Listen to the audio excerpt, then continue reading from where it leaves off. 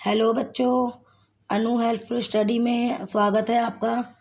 आज मैं आप सभी को शिक्षा निदेशालय राष्ट्रीय राजधानी क्षेत्र दिल्ली की तरफ से कार्यपत्रक 4 कराने जा रही हूँ, जिसका विषय है विज्ञान। ये कक्षा 8 के विद्यार्थियों के लिए है। यहाँ पे छात्र अपना नाम लिख देंगे और यहाँ पर अध्यापिका का नाम आएगा। ये हो गई आपकी डेट।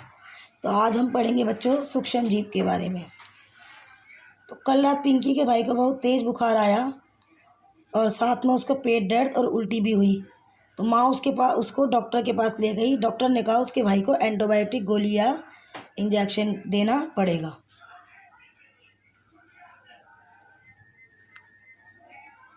तो डॉक्टर ने एंटीबायोटिक, देखिए यहाँ पे एंटीबायोटिक से मतलब क्या होता है, इसको क्या बोलते हैं। एंटीबायोटिक जो होती है बच्चों, उसको हम बोलते हैं टेट्रासाइक्लिन, पेनिसिलिन, स्ट्रेप्टोमाइसिन। ये सारी क्या होती हैं, एंटीबायोटिक।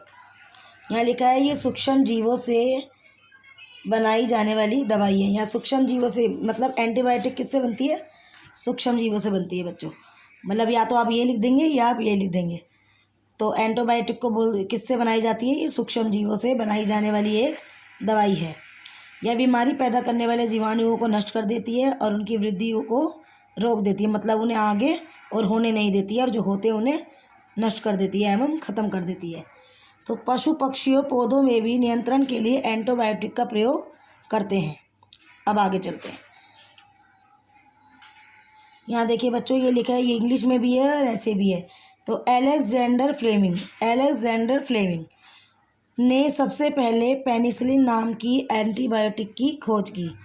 मतलब ये देखो ऊपर, अभी आपने पढ़ा एंटीबायोटिक, टेट्रासाइक्लिन, पेनिसिलिन, स्ट्रेप्टोमाइसिन। तो ये भी क्या है, एक एंटीबायोटिक।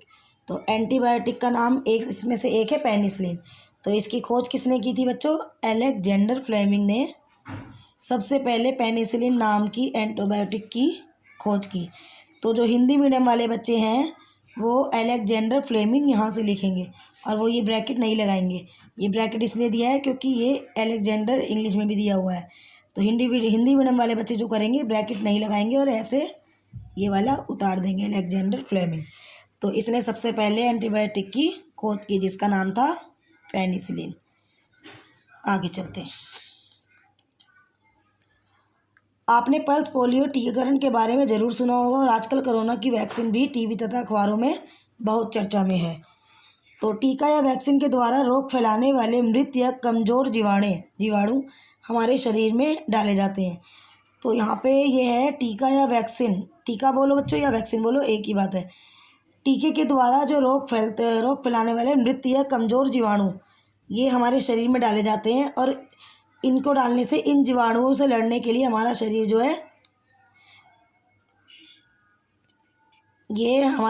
है प्रतिरक्षी उत्पन्न करता है, और इस प्रकार हमारा शरीर रोगों से लड़ने के लिए हमेशा तैयार रहता है।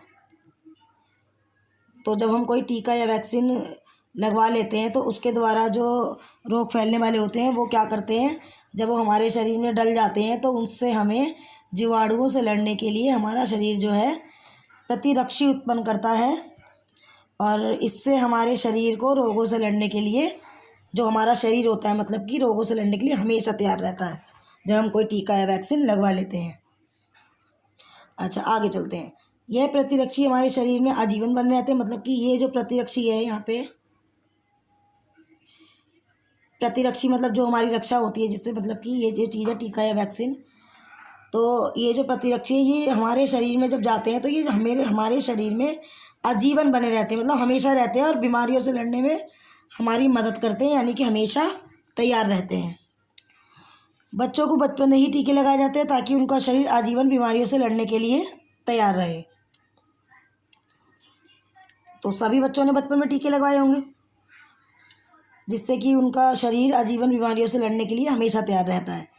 तो एडवर्ड जेनर नामक वैज्ञानिक ने सबसे पहले चेचक के टीके की खोज की। तो यहाँ देखो बच्चों, क्वेश्चन होगा, मान लीजिए क्वेश्चन आ जाता है सबसे पहले चेचक के टीके की खोज किसने की, तो आप ये लिख देंगे एडवर्ड जेनर नाम के एक वैज्ञानिक ने की। तो चेचक के टीके की खोज की एडवर्ड जेनर नामक वैज्ञानिक ने। एडवर्ड जेनर नामक वैज्ञानिक ने सबसे पहले चेचक के टीके की खोज की। तो ये बच्चों लाइन अच्छी तरह से आप पढ़ लें। अब कुछ क्वेश्चनों के जवाब देते हैं। एंटीबायोटिक किसे कहते हैं? अब देखो बच्चों, अभी मैंने आपको ऊपर पढ़ाया था एंटीबायोटिक किसे कहते हैं। ये देखिए, ये है, ये रहा, ये एंटीबायोटिक जो है, ये इसका आंसर यहाँ से यहाँ तक सूक्ष्म जीवों से बनाई जाने वाली एक दवाई है। ये मत लिखना आप, या तो आप ये लिखना, तो ये ये मैंने ऐसे काट दिया है, ये है सूक्ष्म जीवों से।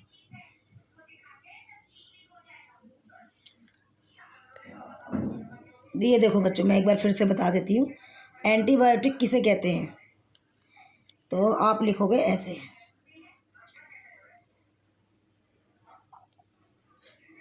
जो सूक्ष्म जीवों से एंटीबायोटिक जो है, आप यहाँ पे लिख देंगे एंटीबायोटिक किसे कहते हैं क्वेश्चन में। तो आप ऐसे लिखोगे, एंटीबायोटिक सूक्ष्म जीवों से बनाई जाने वाली एक दवाई है। मतलब आप यहाँ पे शुरू में एंटीबायोटिक लगा देंगे, ये वाला, ये मैंने लिख दिया यहाँ ऐसे।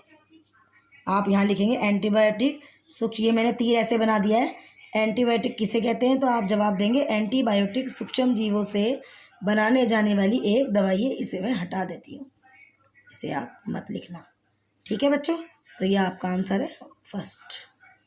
अब चलते हैं सेकंड आंसर की तरफ। ये देखो बच्चों, किन्हीं 3 एंटीबायोटिक के नाम बताओ। अभी मैंने आपको, ये देखो, किन्हीं 3 एंटीबायोटिक के नाम बताओ। किसके बताने?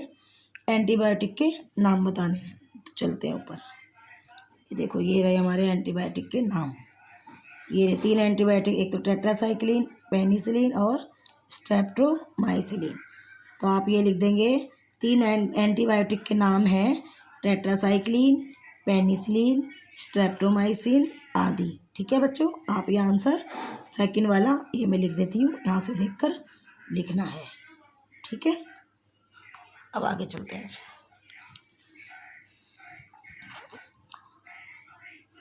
अब नंबर 3, एंटीबायोटिक की खोज सबसे पहले किसने की? तो अभी मैंने आपको बच्चों ये बताया था, एंटीबायोटिक की खोज सबसे पहले किसने की। ये रहा इसका आंसर, ये देखो, अलेक्जेंडर फ्लेमिंग ने सबसे पहले पेनिसिलिन नाम की एंटीबायोटिक की खोज की। तो किसने, यहाँ पे नाम आ जाएगा अलेक्जेंडर। तो एंटीबायोटिक की खोज किसने की, ये क्वेश्चन फिर देखो, एंटीबायोटिक की खोज सबसे पहले किसने की। तो यहाँ पर आप जवाब देंगे अलेक्जेंडर फ्लेमिंग ने सबसे पहले पेनिसिलिन नाम की एंटीबायोटिक की खोज की। तो यहाँ पर ये आपका हो गया आंसर थर्ड, ये आप लिख लेंगे। अब चलते हैं क्वेश्चन 4 की तरफ। तो वैक्सीन किसे कहते हैं? वैक्सीन बच्चों टीका को बोलते हैं। जैसे टीका बोलो, हिंदी में टीका कहते हैं और इंग्लिश में वैक्सीन कहते हैं। तो वैक्सीन किसे कहते हैं ये बताना है आपको। अपने मम्मी पापा से पूछो कि उन्होंने बचपन में आपको कौन कौन से टीके लगवाए थे, तो ये आपको पूछना है।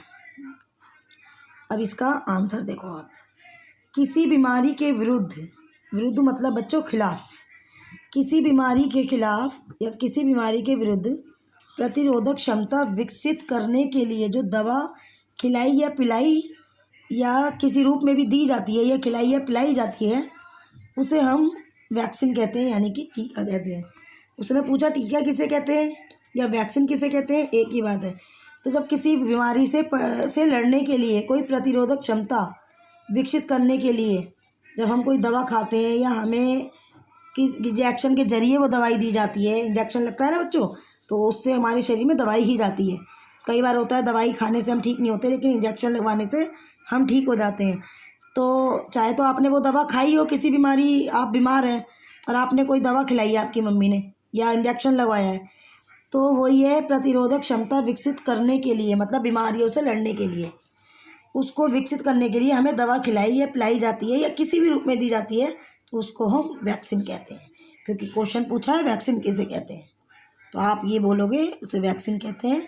टीका भी लिख सकते हैं, हिंदी मीडियम वाले बच्चे टीका ही लिखेंगे, वैसे कोई वो नहीं है, जैसा क्वेश्चन है वैसा भी जवाब दे सकते हो, टीका भी लिख सकते हैं।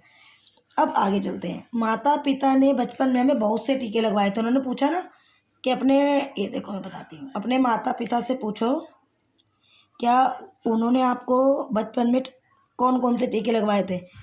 तो वो कह रहा है हाँ, हमारे माता पिता ने हमें बचपन में बहुत से टीके लगवाए थे, जैसे कि BCG, DPT